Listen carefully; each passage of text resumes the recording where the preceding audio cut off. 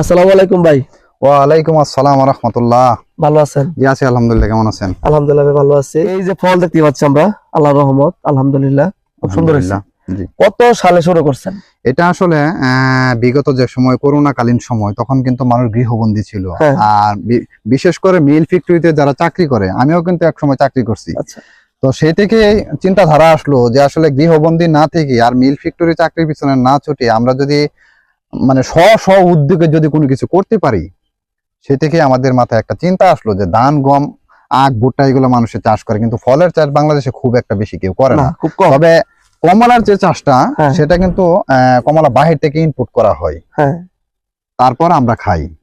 সেটি কতটুকু স্বাস্থ্যসম্মত তা আমাদের জানা নাই। না। এটা দীর্ঘদিন কিন্তু সংরক্ষণ করে রাখে। হ্যাঁ, আর- কষ্ট করে রাখে। হ্যাঁ হ্যাঁ, কিন্তু আমরা এটাই চিন্তা করলাম যে এই ফলগুলো যদি আমরা আমাদের বাংলাদেশের মাটিতে